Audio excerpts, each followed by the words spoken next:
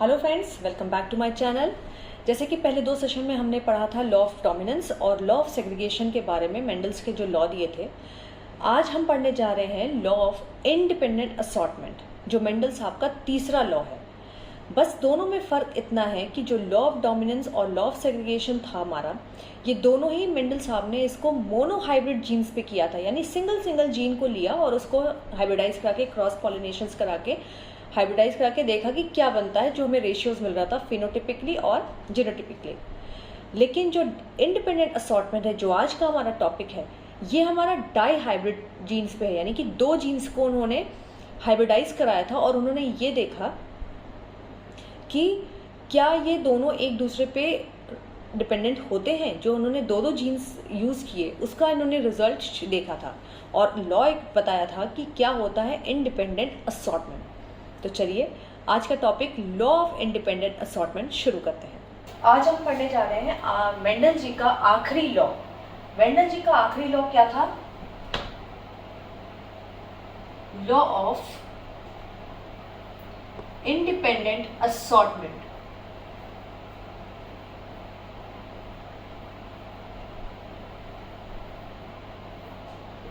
Law of independent assortment ये Mendel जी का law था, लेकिन ये बाकी लॉज से कैसे डिफरेंट था? जो उन्होंने पढ़ा है लॉ ऑफ डोमिनेंस और लॉ ऑफ सेग्रीगेशन, इनसे डिफरेंट कैसे था ये?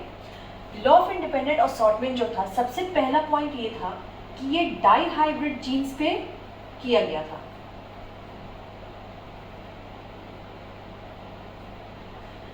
जो इस पे काम किया गया था उसमें इन्होंने, अभी तक तो हम सिंगल ले रहे थे, जैसे लॉ ऑफ डोमिनेंस में या लॉ ऑफ सेग्रीगेशन में जो हम जीन्स ले रहे थे वो हम एक सिंगल ले रहे थे, या हम कैपिटल टी स्मॉल टी ऐसे ले रहे थे, टॉल डॉफ, या हम कलर्स ले रहे थे। लेकिन इसमें इन्होंने डाई हाइब्रिड जीन्स पे कराया था काम, यानी कि 2 जीन्स को इन्होंने इनहेरिट कराया था। कैसे 2 जीन्स को इनहेरिट किया था? इन्होंने 2 डिफरेंट कैटेगरी ली थी, जैसे इसमें इन्होंने डाल दिया राउंड एंड येलो।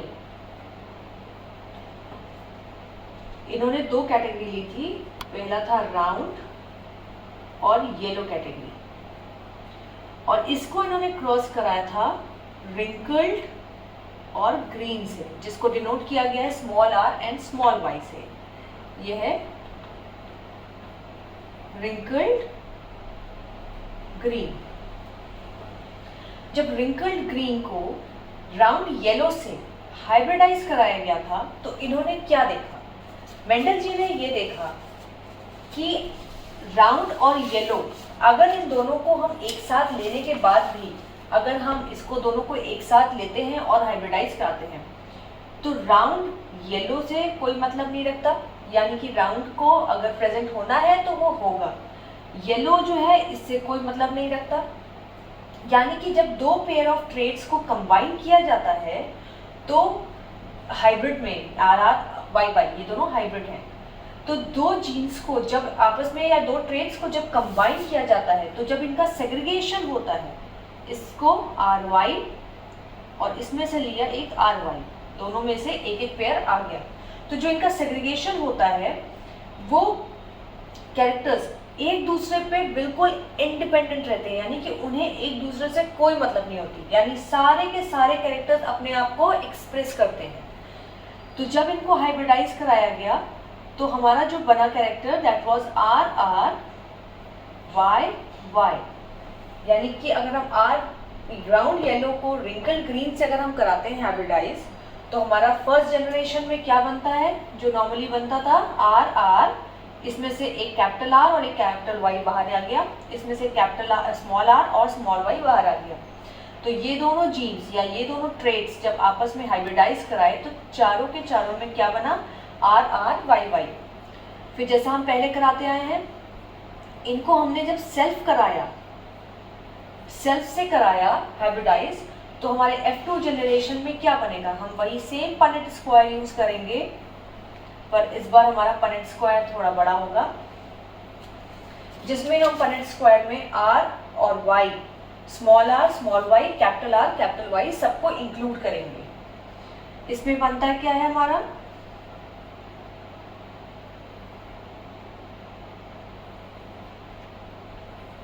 ये है हमारा पनेट स्क्वायर।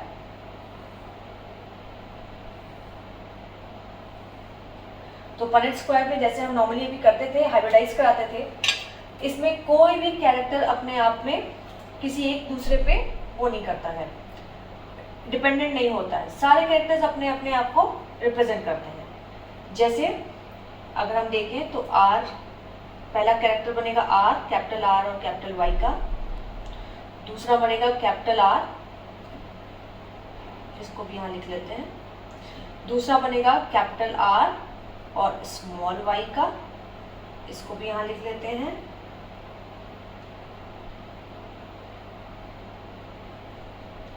फिर दूसरा बनेगा, तीसरा आपको बनेगा small R capital Y, small R small Y.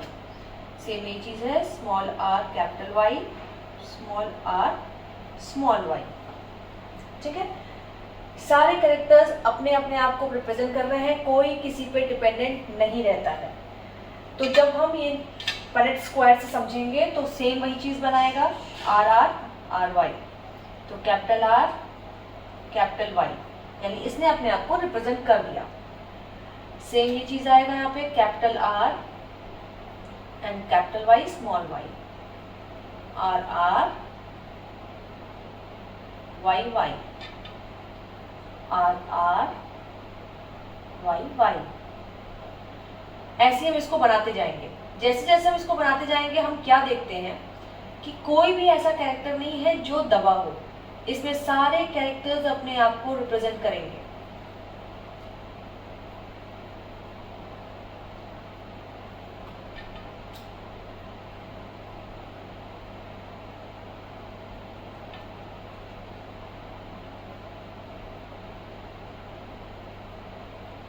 ऐसे ही हम पनेट स्क्वायर से बनाते जाएंगे। जब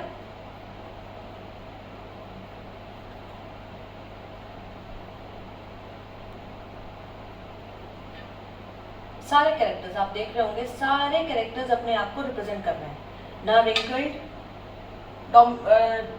रिसेसिव बन रहा है, ना हमारा येलो रिसेसिव हो रहा है, ना राउंड ना ग्रीन, कोई भी आपस में एक दूसरे को दबाने की कोशिश नहीं कर रहे हैं। ये सारे के सारे अपने आप को रिप्रेजेंट कर रहे हैं।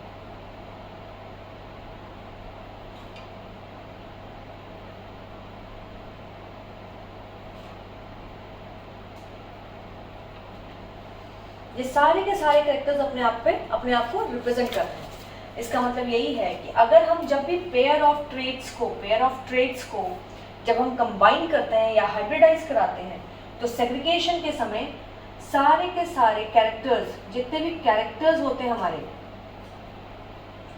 ये जो होते हैं अदर पेयर पे, जो दूसरा पेयर होता है, सेकेंड पेयर जो होता है, उस पे इंडिपेंडेंट होते हैं। इसीलिए इसको हम कहते हैं इंडिपेंडेंट असॉर्टमेंट, यानी कि कोई भी ट्रेड एक दूसरे पे डिपेंडेंट नहीं रहता है। ये सारे के सारे इंडिपेंडेंट होते हैं और सारे के सारे अपने आप को रिप्रेजेंट करते हैं जब हम डाई हाइब्रिड जीन्स पे कराते हैं। तो इंडिपेंडेंट असॉर्टमेंट जो इंपॉर्टेंट चीज़ होती है कि सबसे पहली चीज़ तो ये डाई हाइब्रिड जीन्स पे होती है। मेंडल साहब ने एक यही लॉ दिया था जो कि डाई हाइब्रिड जीन पे दिया था, बाकी दोनों लॉज उन्होंने मोनो हाइब्रिड जीन्स पे दिए थे। इसमें 2 जीन्स को इन्होंने एक साथ लेके हाइब्रिडाइज कराया था और इन्होंने ये देखा कि कोई भी ट्रेट या कोई भी पेयर ऑफ जो हमारा जीन है या ट्रेट है, ये एक दूसरे पे डिपेंडेंट नहीं है। ये सारे के सारे जो हैं अपने आप को शो कर रहे हैं, अपने आप पे इंडिपेंडेंटली अपने आप को रिप्रेजेंट कर रहे हैं। तो ये है पूरा हमारा इंडिपेंडेंट असॉर्टमेंट। तो फ्रेंड्स, मैंने आपको लॉ ऑफ इंडिपेंडेंट असॉर्टमेंट समझाने की कोशिश की है। इसमें कुछ खास नहीं है, सिंपल बस आपको इतना याद रखना है कि डाई हाइब्रिड जीन होता है। और दूसरी चीज़ इंपॉर्टेंट जो ये है कि 2 जीन्स के जो कैरेक्टर्स हैं या 2 जीन्स के जो ट्रेट्स हम यूज़ कर रहे हैं वो एक दूसरे पे बिल्कुल भी डिपेंडेंट नहीं होते हैं, बिल्कुल इंडिपेंडेंट होते हैं। इसलिए इसको लॉ ऑफ इंडिपेंडेंट असॉर्टमेंट कहते हैं। आपको अगर इसमें समझ आया हो या ना भी समझ में आया हो तो आप मुझे बता सकते हो, मैं इसको और क्लियर करने की कोशिश करेंगे। और अगर मेरा वीडियो अच्छा लगा हो तो प्लीज़ इसको लाइक, सब्सक्राइब और शेयर ज़रूर करिए। Thank you.